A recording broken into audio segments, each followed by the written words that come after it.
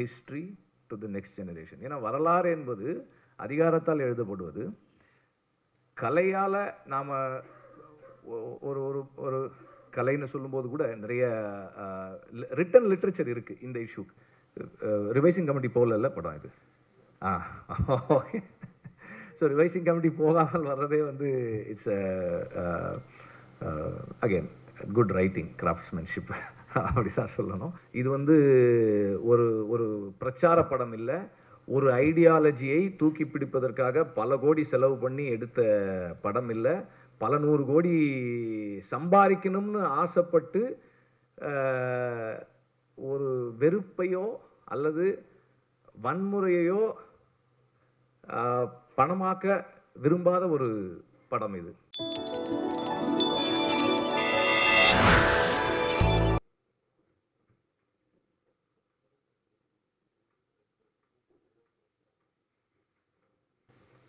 நம்முடைய கதைகளை நாம் சொல்லும் வரை எதிரிகள் சொல்வதுதான் நம் வாழ்க்கை, எதிரிகள் பேசுவதுதான் நியாயம். அந்த இடத்துல இருந்து தான் நீலிராவை பற்றி பேச ஆரம்பிக்கணும்னு நினைக்கிறேன். இந்த படம் ஈழத்திலிருந்து வந்த ஒரு இளைஞன் தன்னுடைய வலியை, தன்னுடைய நினைவுகளை ஈழத்திலிருந்து வந்த இன்னொரு இளைஞனோடு சேர்ந்து படமாக பண்ணியிருக்காங்க. ஸோ அந்த விதத்தில் நம்ம கதையை நாமே சொல்வதற்கான உரிமை, ஒரு அந்த டெமோக்ரஸி இன்னைக்கு இந்த இடத்துல இருக்கிறதே வந்து ஒரு பெரிய சந்தோஷம்தான். கார்த்திக் அண்ட் டீம், அதுக்கு உங்களுக்கு பெரிய hats off to you. And நீங்கள் வர்றது கூட பரவாயில்ல, ராணா இதுக்குள்ளே வந்தது தான் எனக்கு ரொம்ப I'm very happy that someone like Rana, who's from a different land where the standards of understanding is very different in terms of the conflict in Elam and understanding. இங்கே நமக்கு நம் மக்கள், நம்முடைய சகோதரர்கள், அவர்களுடைய வலி நம்முடைய வலியாகவே பார்த்து வளர்ந்துருக்கோம். அவங்களுக்கு அப்படி இல்லை. ஆனாலும் சினிமாவின் வாயிலாக அதை சாத்தியப்படுத்திய சௌமித்திரனுக்கு இந்த இடத்துல மீண்டும் ஒரு வாழ்த்துக்கள். இந்த ஒரு ரைட்டராக சௌமித்திரனுடைய அச்சீவ்மெண்ட் இஸ் இம்மென்ஸ். ஏன்னா இந்த படத்துக்குள்ள வயலன்ஸ் இல்லைன்னு சொன்னாங்க. திஸ் இஸ் நாட் விஷுவலாக இல்லை violence. Extremely violent film. This is extremely violent in the sense, கதவை 10 பேர் தட்டுறாங்கன்னு தெரிஞ்ச உடனே அந்த வீட்டில் இருக்கிற பெண்கள் எல்லாம் 1 சட்டை 2 சட்டை 3 சட்டை போடுறாங்கன்னும் போது, அது இன்னொருத்தரும் சொல்லியிருந்தாங்க, it's a very shocking thing. நமக்கு வந்து யூ ஃபீல் சோக்ட். அண்டு ஒரு ஒரு இராணுவ குழு நம் வீட்டு வாசலுக்கு முன்னாடி வந்து உட்காரும் போது அது நமக்கு ஏற்படுத்தக்கூடிய உணர்வு, அந்த அந்த பயம், அந்த உடைக்கு எப்போதுமே இருக்கின்ற ஒரு தன்மை, அந்த சென்சாருக்காக சில விஷயங்கள் நாம் செஞ்சுருக்கோம். அது அங்கே தான் ஒரு ரைட்டராகவும் நான் அவரை அப்ரிஷியேட் பண்ணுறேன். ஏன்னா சென்சாரோட உள்ளே போய் வெளியே வர்றதுன்றது வந்து அது இந்தியன் சென்சார்ஷிப்போட ஒர்க் பண்ணுறது, that again is a special craft. அதுக்கு நம்ம தனியாக பயிற்சி எடுத்துக்கணும். ஏன்னா வந்து அது இல்லைன்னா நிறைய சேலஞ்சஸ் வரும். ராஜமுருகனோட நான் ஏற்கனவே ஒரு தடவை பேசியிருக்கேன். அப்போது நாம் சொல்ல வேண்டியதை சொல்வதற்கும் அவர்கள் எடுக்க வேண்டியதை கொடுப்பதற்கும் திட்டமிட்டு தான் நம்ம படம் எடுக்கிறோம். அண்ட் இந்த படத்தை பார்த்தப்போ நான் வந்து சென்சாருக்கு முன்னாடி பார்த்தேன். எனக்கு தெரிஞ்ச இன்டர்நேஷ்னல் ஃபெஸ்டிவல் சர்க்கியூட்டில் ரெக்கமெண்ட் பண்ணுறதுக்காக இந்த படத்தை ஃபஸ்ட் டைம் நான் பார்த்தேன். அப்போ சென்சார் பண்ணப்படலை இந்த படம். இப்போ நேற்று பார்த்தப்போ சென்சார் பண்ணிட்டு பார்த்தேன்.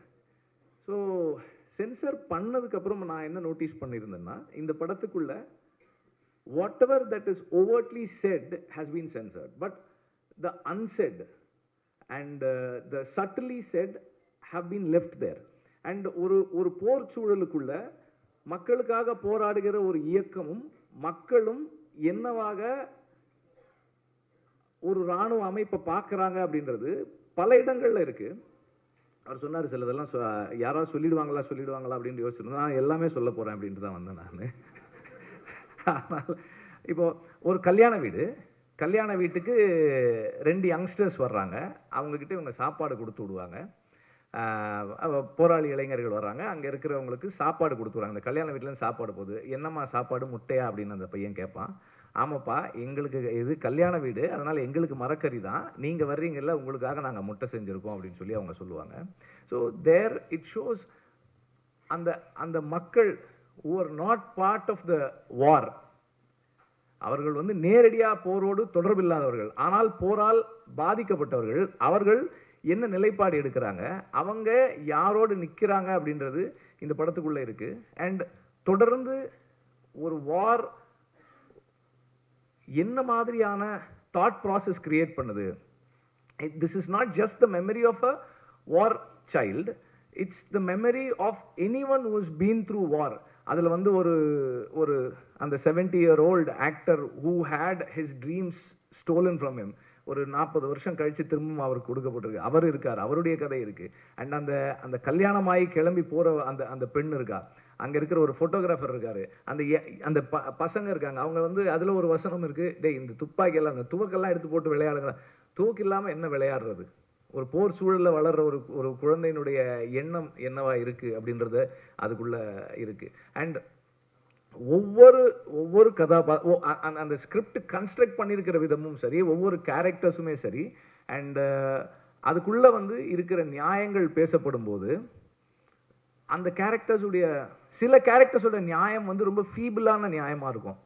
அது ஒரு தோற்றத்துக்கு நியாயம் மாதிரி தெரியும், ஆனால் வந்து நம்ம அப்படியே அவனுக்கே தெரியுதுப்பா அது உண்மை இல்லைன்ற மாதிரியான நியாயமும் இருக்குது. அது ஒரு ரைட்டிங் ஸ்கில் அண்ட் ஒரு சென்சர்ஷிப் டிகாய்னு கூட சொல்லலாம், இதை அப்படின்னு சொல்லலாம். But as everybody said, this film does not talk about hate, this film does not advocate violence.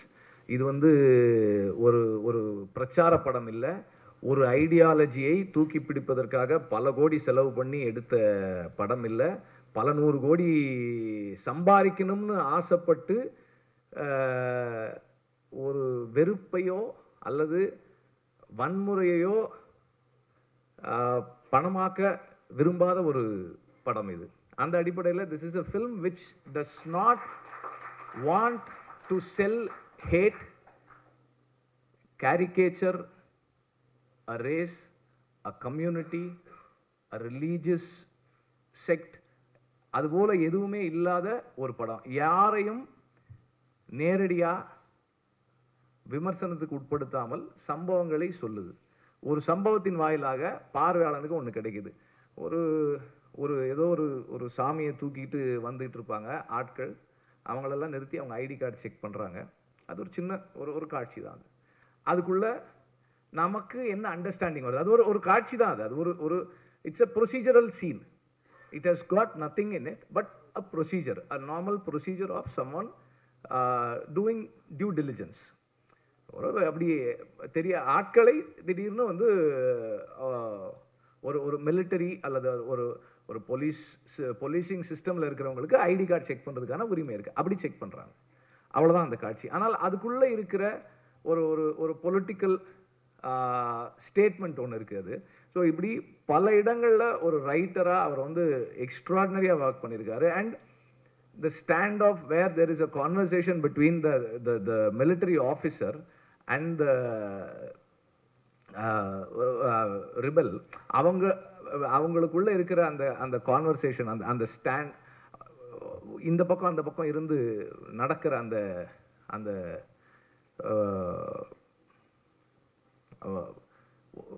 it reminded me so much of No Man's Land. அந்த No Man's Landனுடைய அந்த difference இருக்கு. அதே போல அந்த ஒரு ஹியூமன் அண்டர்ஸ்டாண்டிங்கும் இருக்கு. இது போருடைய நேரடியான விஷயங்கள் இந்த படத்துக்குள்ள பேசப்பட்டிருக்கிறது. போரினுடைய இன்டைரக்ட் இன்ஃப்ளூயன்சஸ் ஆஃப் அது எவ்வளவு பெரிய தாக்கத்தை, அந்த கல்யாணம் நடக்கிற, அதை சொல்ல மாட்டேன், அந்த கல்யாணம் நடக்கிற விதம் வந்து நமக்கு அது நமக்கு தெரிய ஆரம்பிக்குது. கொஞ்சம் நேரம் போக ஓகே இப்படி தான் இந்த கல்யாணம் நடக்க போகுது போல் இருக்குன்னு நமக்கு அப்படியே யோசிக்கும் போது அது நடந்து முடிந்த பிறகு கடைசி காட்சியில் இது எங்கே போய் நிற்கும், இந்த கல்யாணம் பண்ணிக்கிற இந்த பொண்ணினுடைய வாழ்க்கை இது எல்லாருக்கும் ரொம்ப சாதாரணமாக, போர்ச்சூழல் இல்லாதவர்களுக்கு மிக சாதாரணமாக நிகழக்கூடிய ஒரு விஷயம். இந்த பொண்ணுக்கு கிடைக்கக்கூடிய சூழல் இருக்கா இல்லையானே தெரியாமல் ஒரு பெண் கல்யாணம் பண்ணி முடிக்கிறார். இந்த இடத்துல ஒரு ஒரு ஒரு ஒரு film, it is not just அது வந்து முடியல, ஒரு பெரிய statement. It brings a statement and telling stories, creating stories from historical moments in our lives is the way to take forward the history to the next generation. ஏன்னா வரலாறு என்பது அதிகாரத்தால் எழுதப்படுவது. கலையால் நாம் ஒரு ஒரு ஒரு கலைன்னு சொல்லும்போது கூட நிறைய ரிட்டன் லிட்ரேச்சர் இருக்குது இந்த இஷ்யூக்கு. மெயின் ஸ்ட்ரீம் சினிமாவுக்குள்ள இதை சொல்றது வந்து ஒரு மெயின் ஸ்ட்ரீமுக்குள்ள ஒரு உரையாடலை நிகழ்த்துவதற்கும் ஒரு கொஞ்சம் இலகுவான ஒரு சூழலை உருவாக்குவதற்குமான தொடக்கமாக இந்த படம் இருக்கும்னு நான் நினைக்கிறேன். இப்போ இந்த மேடையின் மூலமாக அவர் ராஜமுருகன் பேசுறதா இருக்கட்டும், வசந்தபாலன் பேசுனதா இருக்கட்டும், நம்ம வந்து ஒரு ப்ராடர் டிஸ்கஷனை கொண்டு வர்றதுக்கான ஒரு ஸ்பேஸையும் இந்த படம் ஏற்படுத்தி கொடுத்துருக்கு. Again thanks to the producers. இது மாதிரி ஒரு படத்தை பேக் பண்ணுறதுக்கு it takes a lot of courage and lot of patience. இது ரிவைசிங் கமிட்டி போகல படம் இது. ஓகே. ஸோ ரிவைசிங் கமிட்டி போகாமல் வர்றதே வந்து it's again good writing, craftsmanship அப்படி தான் சொல்லணும். ஸோ